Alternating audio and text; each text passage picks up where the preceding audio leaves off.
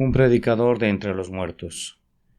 Sermón predicado la mañana del domingo 26 de julio de 1857 por Carlos Haddon Spurgeon en Music Hall, Royal Surrey Gardens.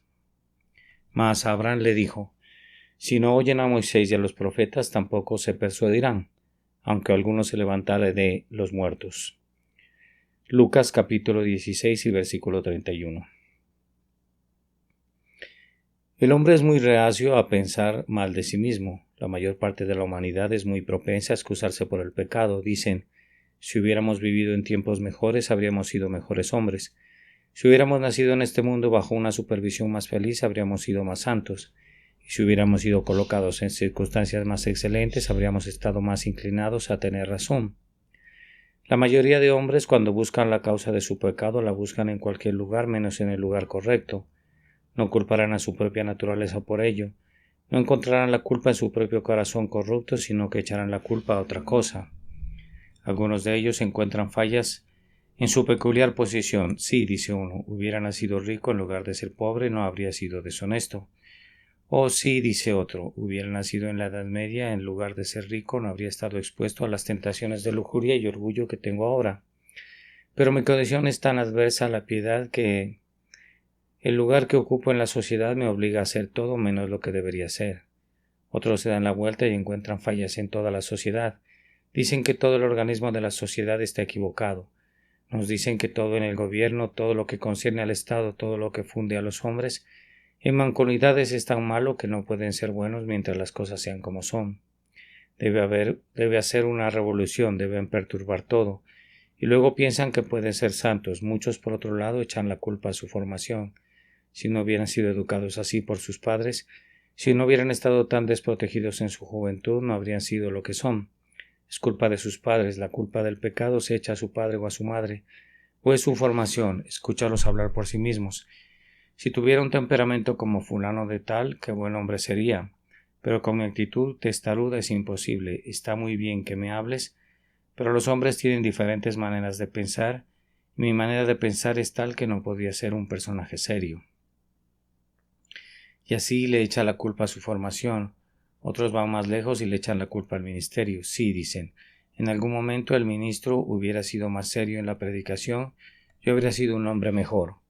Si hubiera tenido el privilegio de sentarme bajo una doctrina más sólida y oír la palabra predicada más fielmente, habría sido mejor.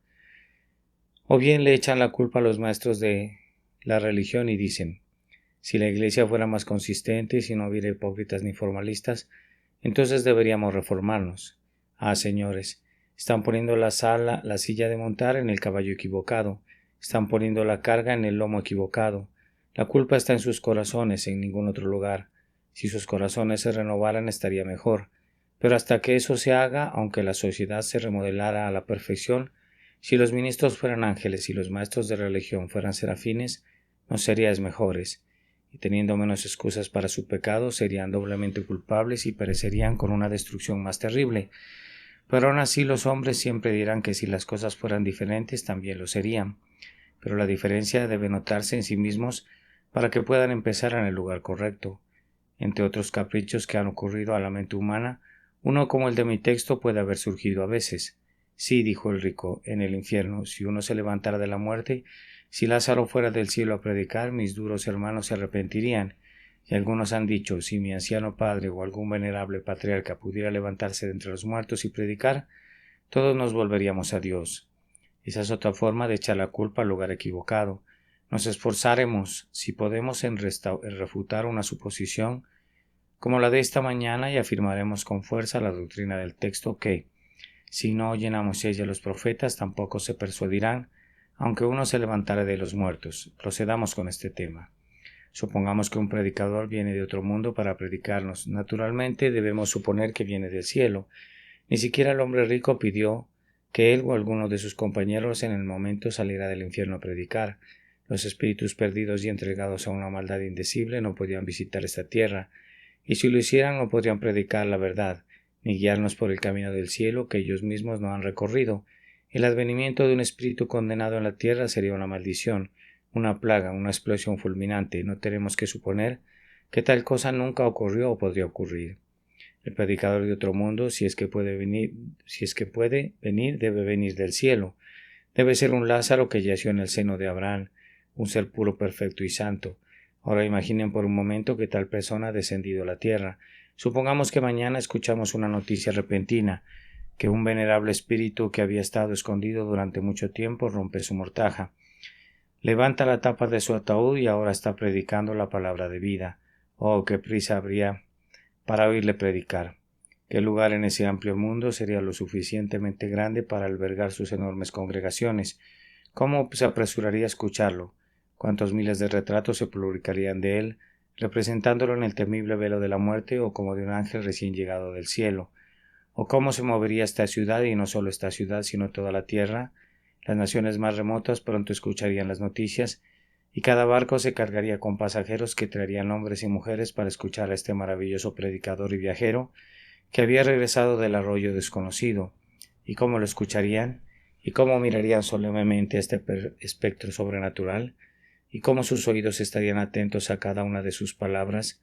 Su sílaba más débil sería capturada y publicada en todas partes del mundo. Las palabras de un hombre que había estado muerto y está vivo otra vez, y somos muy propensos a suponer que si tal cosa sucediera, habría innumerables conversiones, pues seguramente las congregaciones así atraídas serían intensamente bendecidas. Muchos pecadores empedernidos serían llevados a arrepentirse. Cientos de cabestros se decidirían y se harían un gran bien. Ah, detente, aunque la primera parte del sueño de hadas debería ocurrir, la última no. Si alguien se levantara de la muerte, los pecadores no se arrepentirán, más por su predicación que por la de cualquier otro. Dios podría bendecir tal predicación para la salvación si así lo quisiera, pero en sí misma no habría más poder en la predicación de los muertos amortajados o del Espíritu glorificado que el que hay en la predicación del hombre débil hoy en día. Aunque alguno se levantara de los muertos, no se arrepentirían. Pero aún así, muchos hombres supondrían que las ventajas surgirían de la resurrección de un santo que pudiera dar testimonio de lo que había visto y oído. Ahora las ventajas, supongo, podría ser solo tres. Algunos dirían que habría ventajas en la fuerza de la evidencia que tal hombre podría dar a la verdad de las Escrituras, porque usted diría, si un hombre viniera realmente de la ciudad, perlada de Jerusalén, la casa de los benditos, entonces no habría más disputa sobre la verdad del Apocalipsis. Eso estaría resuelto.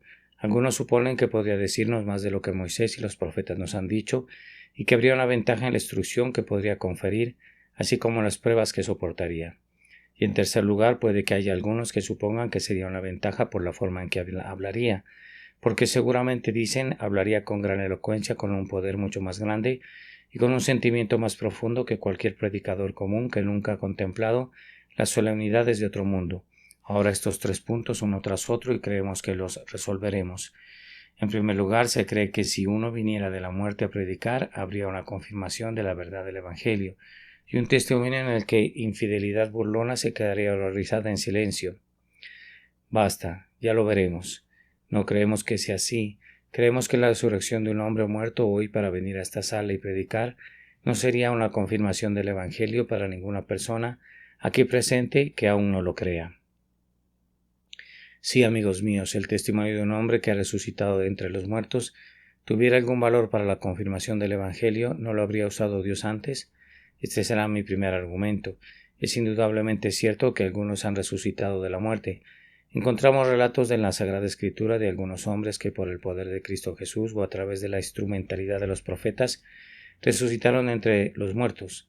Pero notaréis este hecho memorable, que ninguno de ellos pronunció una sola palabra que quedó registrada para contarnos lo que vieron mientras estaban muertos. No entraré en ninguna discusión sobre si sus almas durmieron durante el tiempo de su muerte o si estaban en el cielo o no. Sería una discusión sin beneficio, solo disputas de género que no darían ningún fruto. Solo digo que es memorable que no hay registro de que ninguno de ellos haya dado alguna descripción de lo que vieron mientras estaban muertos. Oh, qué secretos podría haber contado. ¿Quién había yacido en su tumba durante 4 días? ¿No crees que sus hermanas lo interrogaron? ¿No crees que le preguntaron qué vio, si había estado ante el trono ardiente de Dios y había sido juzgado por las cosas hechas en su cuerpo y si había entrado en reposo?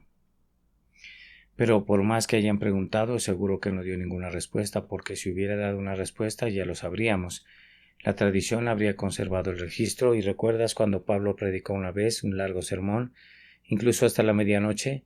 Había un joven en el tercer piso llamado Eutico que se durmió y se cayó y fue recogido muerto.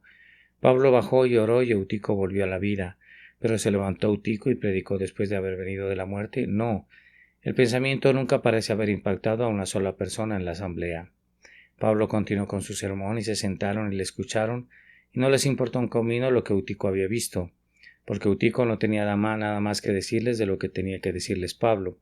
De todos los que por la divinidad podrían haber sido traídos de nuevo de las sombras de la muerte, repito la afirmación, no tenemos ningún secreto contado. No tenemos ni un solo misterio desentrañado por todos ellos.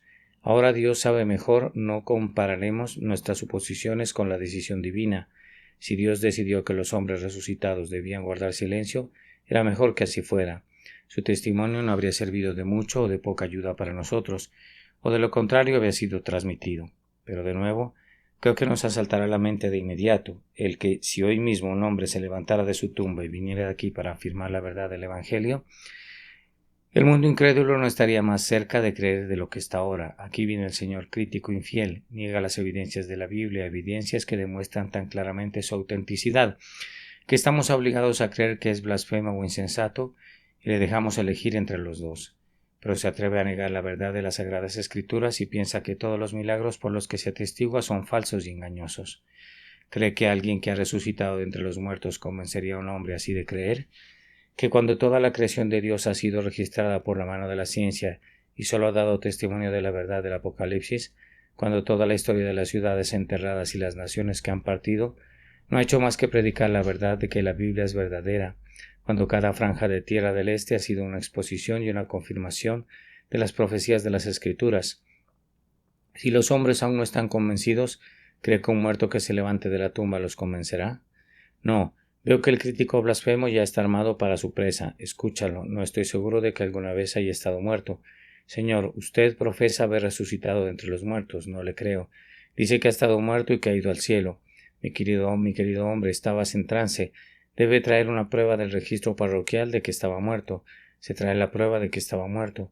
Bueno, ahora debes probar que fuiste enterrado. Se prueba de que fue enterrado y se prueba de que algún sacristán de los viejos tiempos tomó sus huesos secos y arrojó su polvo al aire. Eso es muy bueno. Ahora quiero que pruebes que eres el mismo hombre que fue enterrado. Bueno, lo soy, sé que lo soy. Le digo que como un hombre honesto he estado en el cielo y he vuelto de nuevo. Bueno, entonces, dice el infiel, no es coherente con la razón. Es ridículo suponer que un hombre que estaba muerto y enterrado pueda volver a la vida y por eso no te creo. Se lo digo directamente a la cara. Así es como los hombres responderían.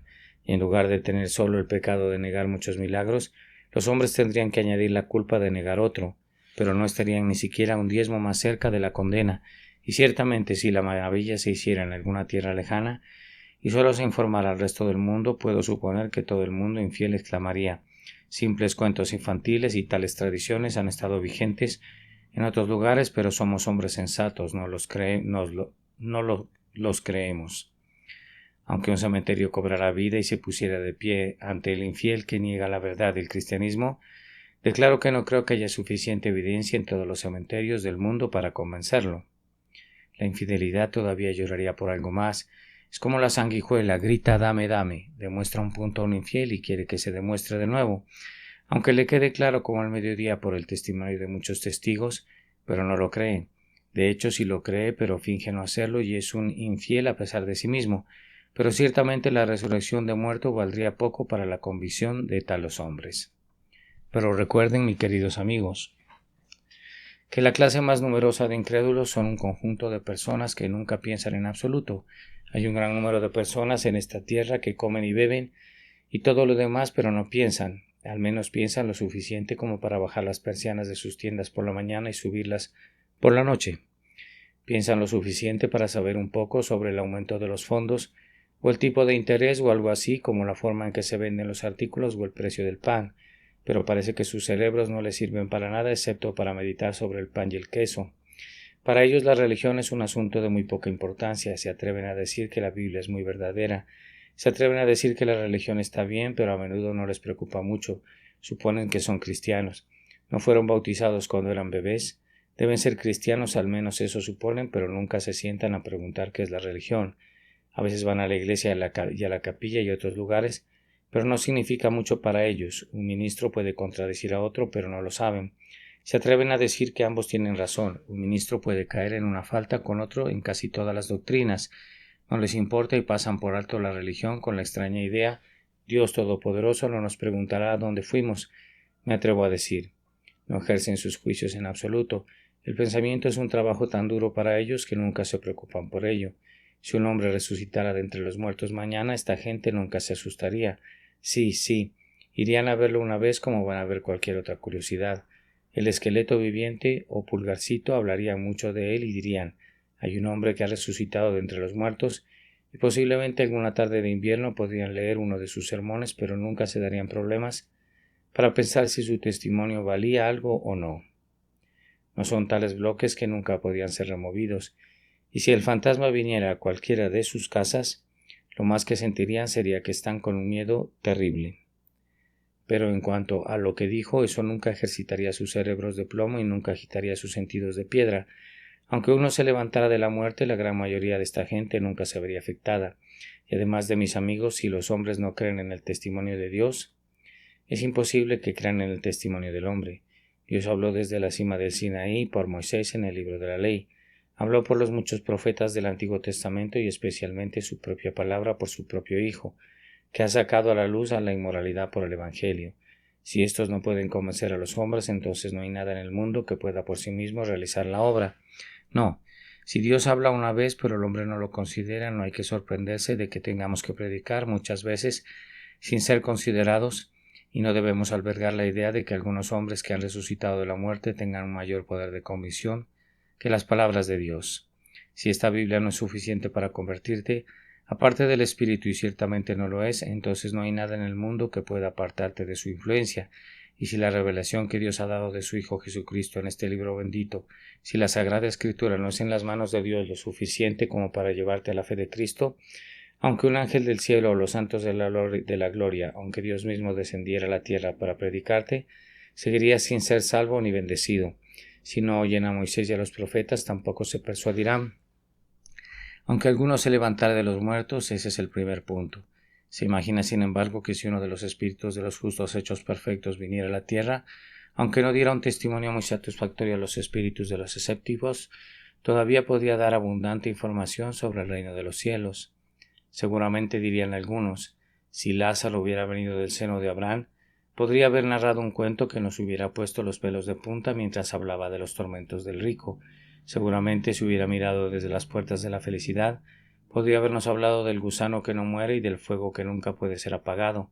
Algunos detalles de hombres son horribles, algunas palabras emocionantes de horror y de terror que podría haber pronunciado, que nos habría relevado más del futuro estado de los perdidos de lo que sabemos ahora.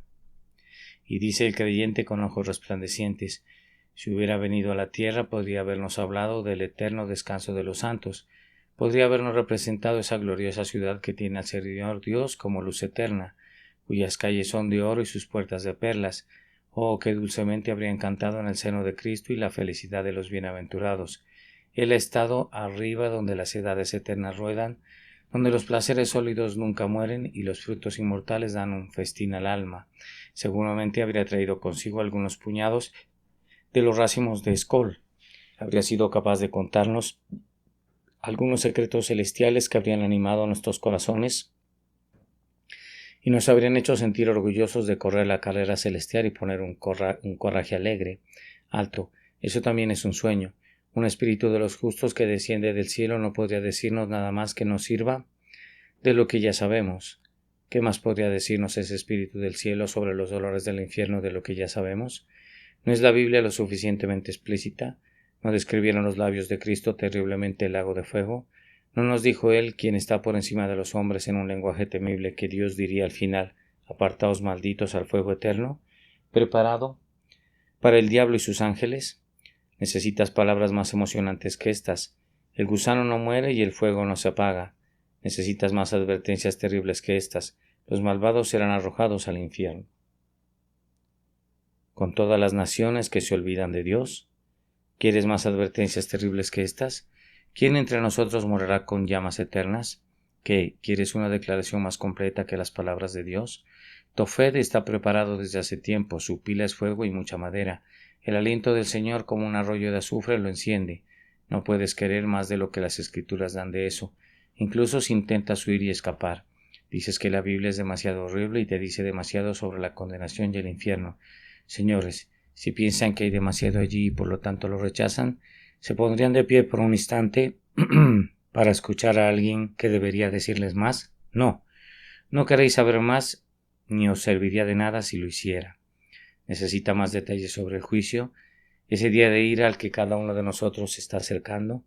¿No se nos dice que el Rey se sentará en el trono de su gloria y ante él se reunirán todos los pueblos, y los separará a unos de otros, como el pastor separa las ovejas de las cabras?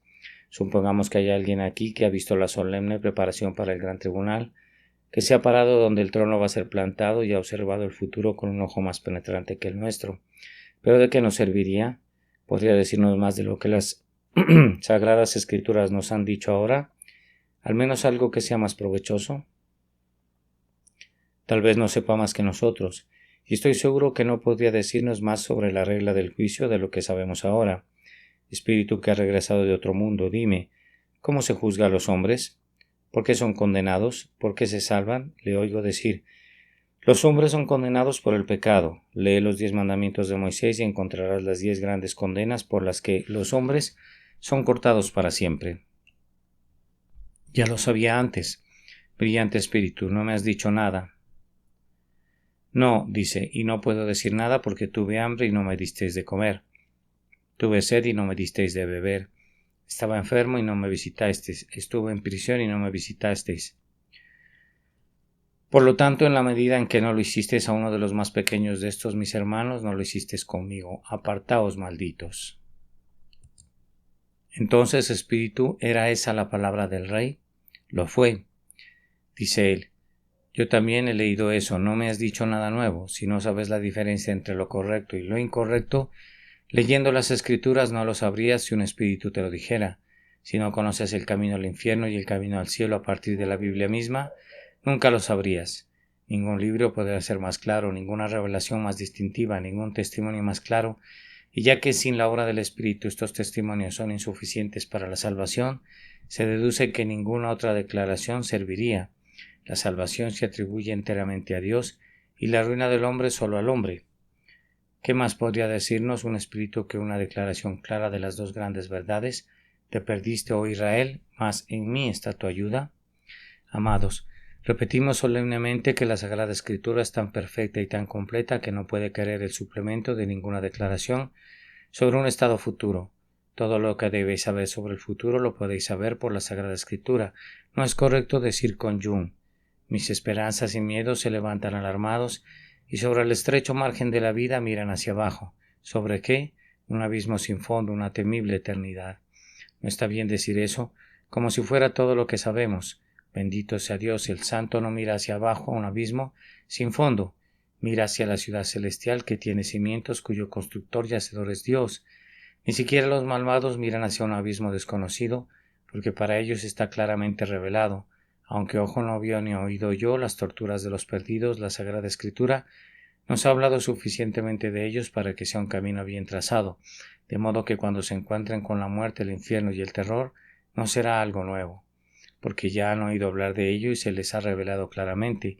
Nada más podíamos saber que fuera de utilidad. Recuerden, hermanos y hermanas, si saber más del estado futuro fuera una bendición para nosotros, Dios no nos los ocultaría. No se nos puede decir nada más. Si lo que sabéis no os persuade, tampoco se persuadirán aunque alguno se levantare de los muertos. Sin embargo, algunos dicen ciertamente si no hubiera ganancia en el asunto, sin embargo habría una ganancia en la manera. O, si un espíritu así hubiera descendido de las esferas, ¿cómo predicaría? ¿Qué elocuencia celestial fluiría de sus labios? ¿Cuán majestuosamente pronunciaría su discurso? ¿Cuán poderosamente conmovería a sus oyentes? ¿Qué palabras tan maravillosas pronunciaría? ¿Qué frases que podrían sobresaltarnos y hacernos temblar con su influencia emocionante? No habría ninguna torpeza en tal predicador. No cansaría el escucharlo, no habría ninguna falta de afecto en él y seguramente ninguna falta de seriedad. Podríamos estar contentos de oírle todos los días y no cansarnos nunca de su maravilloso discurso. Tal predicador nunca ha oído la tierra. Oh, si él viniera, ¿cómo escucharíamos? Alto, eso también no es más que un sueño. Creo que Lázaro del seno de Abraham no sería tan buen predicador como un hombre que no ha muerto, pero cuyos labios han sido tocados con un carbón vivo del altar. En lugar de ser mejor, no veo que sea tan bueno. ¿Podría un espíritu del otro mundo hablarte más solemnemente de lo que Moisés y los profetas han hablado? ¿O podrían hablar más solemnemente de lo que tú ya has escuchado en otros tiempos? Señores, algunos de ustedes han escuchado sermones tan solemnes como la muerte y tan serios como la tumba. Puedo recordar algunas de vuestras temporadas pasadas en las que os habéis sentado bajo el sonido de la palabra preguntándoos y temblando todo el tiempo.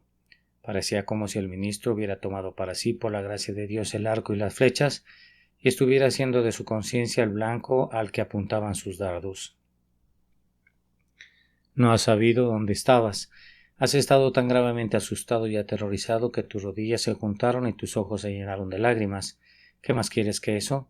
Si esa solemne predicación de algún poderoso predicador a quien Dios ha inspirado para este tiempo, si eso no os ha salvado, ¿qué puede salvaros? Aparte de la influencia del Espíritu Santo, ¿han escuchado una predicación más solemne que esa? Una vez tuviste una pequeña hija, esa hija tuya había estado en la escuela sabática, volvió a casa y estuvo enferma hasta la muerte. La observaste noche y día y la fiebre le subió y viste que iba a morir. Aún has olvidado cómo tu pequeña hija María te predicó un sermón que fue realmente solemne. Junto antes de irse tomó tu mano con su pequeña mano y dijo: Padre, me voy al cielo. ¿Me seguirás? Ese fue un sermón solemne para ti. ¿Qué más podría haber dicho un muerto? ¿No has olvidado cómo cuando tu padre yacía moribundo, un hombre santo de Dios que había sido en su día y servía bien a su maestro? Tú y tus hermanos y hermanas se apartaron alrededor de la cama y él les dirigió a ustedes uno por uno. Mujer, ¿no has olvidado aún, a pesar de todo tu pecado y maldad? Desde entonces, como te miró a la cara y te dijo: hija mía, era mejor para ti que nunca hubieras nacido que ser una despreciadora de Cristo y una abandonadora de su salvación. Y no habéis olvidado cómo miró cuando con lágrimas solemnes en sus ojos se dirigió a vosotros y dijo: hijos míos, os exhorto por la muerte y por la eternidad. Os encargo que si amáis a vuestras propias almas no despreciéis el Evangelio de Cristo. Dejad vuestras locuras y volveos a Dios y vivid. ¿Qué predicador quieres mejor que ese? ¿Qué voz más solemne que la de tu propio Padre en los confines de la eternidad? Y aún no has escapado de la influencia de otra escena solemne. Tenías un amigo, un supuesto amigo, era un traidor, uno que vivía en pecado y se rebeló contra Dios con una mano alta y un brazo extendido. Lo recuerdas en su lecho de muerte, cuando yacía cerca de la muerte y los terrores se apoderaron de él. Las llamas del infierno comenzaron a apoderarse de él antes de que partiera. Aún no has olvidado sus gritos, no has sacado del todo de tu visión en los sueños, esa mano a través de la cual las uñas casi fueron atravesadas en agonía, y esa cara contorsionada con un espantoso temblor de consternación. No has escapado aún de ese horrible grito con el que el espíritu entró en el reino de las tinieblas y abandonó la tierra de los vivos. ¿Qué más quieres que de un predicador? ¿Habéis oído esta predicación y así no os habéis arrepentido? Entonces, en verdad, si después de todo esto todavía estáis endurecidos, tampoco se persuadirán aunque algunos se levanten de los muertos. Pero dices que quieres que alguien te predique con más sentimiento. Entonces, Señor, no puedo tenerlo en el predicador que desea. Un espíritu del cielo no podía ser un predicador con sentimientos. Sería imposible para Lázaro, que había estado en el seno de Abraham, predicarte con emoción. Como un ser perfecto, por supuesto que debe ser sumamente feliz. Imagina esta mañana un ser sumamente feliz predicándote sobre el arrepentimiento y la ira de Dios. ¿Lo veis? Hay una plácida sonrisa en su frente. La luz del cielo dora su rostro, habla de los tormentos del infierno, era lugar de suspiros y gemidos, pero no puedo suspirar, su rostro está tan plácido como siempre. Él está hablando de los tormentos de los malvados, es el momento de las lágrimas, no puede llorar, eso es incompatible con la bienaventuranza. El hombre está predicando cosas terribles con una sonrisa en su rostro, tiene el verano en la frente y el invierno en los labios, el cielo en los ojos y el infierno en la boca. No podría soportar a un predicador así, parecería que se burla de ti. Sí, se necesita un hombre para predicar a un hombre como vosotros, uno que sea capaz de sentir. Necesitamos uno que cuando predica de Cristo sonría a sus oyentes con amor, que cuando hable de terror tiemble en su propio espíritu mientras pronuncia la ira de Dios. El gran poder de la predicación, junto al poder del Espíritu de Dios, reside en que el predicador lo sienta. Nunca haremos mucho bien en la predicación a menos que sintamos lo que decimos. Conociendo el temor del Señor, persuadimos a los hombres. Ahora un espíritu glorificado del cielo no podría sentir estas cosas, solo podría mostrar poca emoción. Cierto, podría hablar de las glorias del cielo y como su rostro se volvería más y más brillante, mientras cuenta las maravillas de ese mundo superior, pero cuando venga a exclamar, huye de la ira que viene, la voz sonaría tan dulce cuando hable de la muerte y del juicio, como cuando hable de la gloria, y eso provocaría una triste discordia, ya que el sonido no respondería a los sentidos, ya que las modulaciones de su voz no serían aptas para expresar la idea de la mente. Un predicador así no podía ser un predicador poderoso, aunque volviera de la muerte, y una cosa podemos decir, no podría predicar más cerca de la verdad que lo que se ha predicado. No diré que se le ha puesto la predicación muy cerca de ustedes desde el púlpito, pero a veces me he esforzado por ser muy personal. No he evitado señalar a algunos de ustedes en la congregación y darles una palabra de reprimenda para que no se equivoquen. Si supiera que alguno de ustedes está pecando, no los perdonaría. Bendigo a Dios por no tener miedo de ser un predicador personal y disparar la flecha a cada hombre por separado cuando lo necesite, pero sin embargo no puedo predicarles a ustedes como lo haría. Todos ustedes piensan que está dirigido a su prójimo, cuando es a usted mismo, pero usted ha tenido un predicador personal una vez. Hubo un gran predicador llamado a su casa un día, su nombre era Cólera. Un predicador terrible, con palabras sombrías y acento duro, vino y puso su mano sobre tu esposa. Luego puso su otra mano sobre ti, te pusiste frío y casi rígido. ¿Recuerdas cómo te predicó entonces? Hizo razonar tu conciencia una y otra vez, no te dejaba estar quieto. Lloró en voz alta sobre tu pecado y tu iniquidad. Sacó a la luz toda tu vida pasada y revisó toda tu mala conducta. Desde tu niñez hasta entonces te guió a través de todas tus andanzas, y luego tomó el látigo de la ley y comenzó a arar tu espalda con surcos. Te asustó con la ira venidera. Enviaste a buscar al ministro, le pediste que orara, pensaste que orabas tú mismo, y después de todo eso, que había venido en un recado infructuoso, no te hizo ningún bien. Te había asustado un poco y te había agitado un poco, pero hoy eres lo que eras entonces, no salvado y no convertido. Entonces, Señor, no se convertiría aunque alguno se levantara de los muertos. Has naufragado en el mar, has sido arrojado a las fauces de la tumba por la fiebre, casi te matan por accidente, y aun así, con toda esta predicación personal y con el Señor conciencia retumbando en tus oídos, hoy eres un inconverso. Entonces aprende esta verdad, que ningún medio extremo en el mundo puede llevarte a los pies de la gracia divina y hacerte cristiano. Si Moisés y los profetas han fallado, todo lo que se puede hacer ahora es esto: Dios el Espíritu debe bendecir la palabra para ti. De lo contrario, la conciencia no puede despertarte, la razón no puede despertarte, las poderosas apelaciones no pueden despertarte, la persuasión no puede llevarte a Cristo, nada lo hará excepto Dios el Espíritu Santo. Oh, ¿te sientes atraído esta mañana? ¿Alguna dulce mano te atrae a Cristo y alguna voz bendita dice: ven a Jesús pecador? Hay esperanza para ti. Eso es el Espíritu de Dios, bendito sea por ello. Él te está trayendo con las cuerdas de amor y las cuerdas de un hombre, pero si no te atrae y te deja solo, seguramente morirás. Hermanos y hermanas en la fe, elevemos nuestras oraciones a Dios por los pecadores para que sean atraídos a Cristo, que sean llevados a venir, todos culpables y agobiados, y que miren a Jesús para ser iluminados, y que sean persuadidos por el poder vivificante del Espíritu a tomar a Cristo como su todo en todo, sabiendo que ellos mismos no son nada en absoluto. Oh Dios, el Espíritu Santo bendice estas palabras por el bien de Jesucristo. Amén y amén. Un predicador de entre los muertos. Este sermón se predicó la mañana del domingo 26 de julio de 1857 por Carlos Haddon Spurgeon en Music Hall, Royal Surrey Gardens. Mas Abraham le dijo: si no oyeren a Moisés y a los profetas, tampoco se persuadirán, aunque alguno se levantare de los muertos. Lucas capítulo 16 y versículo 31.